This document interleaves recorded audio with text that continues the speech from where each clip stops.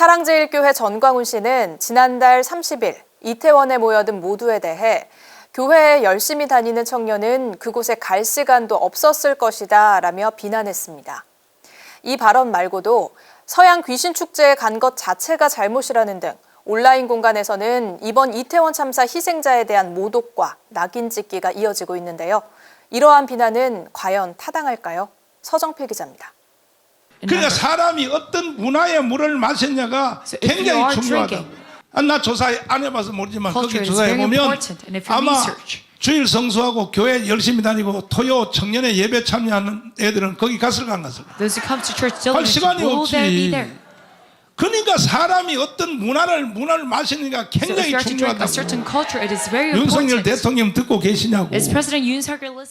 사랑제일교회 정광훈 씨는 이태원 참사 다음 날인 10월 30일 주일 예배 설교에서 주말 청년 예배 참석하는 청년들은 이태원에 갈 시간도 없었을 것이라며 헬로윈 대위를 즐기기 위해 이태원을 찾은 이들 모두를 비난했습니다.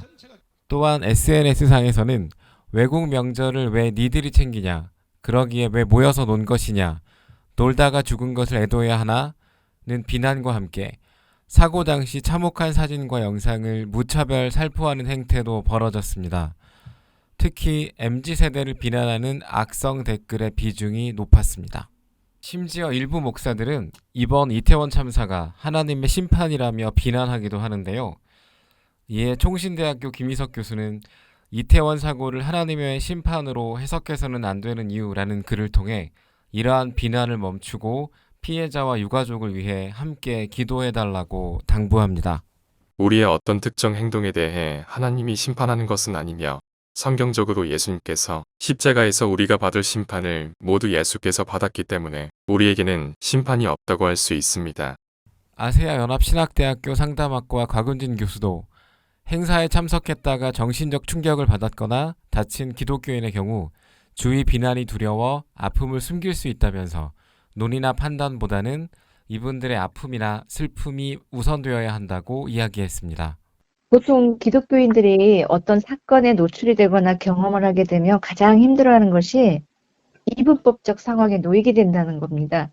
자신이 보는 시각도 또 혹 타인이 보는 시각도 기독교인들에게 씌우는 프레임이라는 게 항상 이분법적인 편향된 그런 태도들을 보이기가 쉽습니다.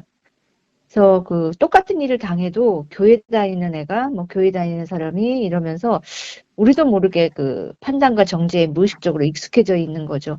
이번 참사의 경우에 그곳에 갔느냐 안 갔느냐 혹 가지 말았어야 했다 이런 논의나 판단보다는 이분들의 아픔이나 슬픔이 우선되어야 한다는 거죠. 그렇지 않아도 이렇게 참사를 겪으면서 마음이 힘든데 비난이나 어떤 프레임을 씌워서 힘들게 한다면 이분들은 이 문제를 드러낼 수가 없고 또 스스로도 죄책감과 어떤 상실감으로 인해서 더 힘들어지는 부분들이 있습니다. 그러면서 곽 교수는 비난이 두려워 아픔을 안으로만 가두다가 회복하기 힘든 상처까지 이어질 수 있다며 이들에 대한 더 세심한 배려가 필요하다고 덧붙였습니다. 트라우마로 인한 이후의 증상이나 상황이 지속되면 일상생활이 어려워지게 되는데 스스로에게도 내가 신앙이 없어서 혹은 믿음이 없어서 이런 경험을 하게 됐을까라는 자책, 또 죄책감 이런 것들로 인해서 회복하기가 정말 힘들어지는 상처로 이어질 수가 있습니다. 그래서 이런 참사와 같은 현장에 있던 기독교인의 경우라면 신앙과 어떤 하나님과의 관계 안에서도 더 세심한 배려가 필요할 수 있다라고 생각이 듭니다. 특정 문화에 대한 평가는 다를 수 있습니다. 하지만 그것이 참사 희생자에 대한 평가와 조롱으로 이어져서는 안 된다고 전문가들은 입을 모읍니다. 평화나무 뉴스 서정필입니다.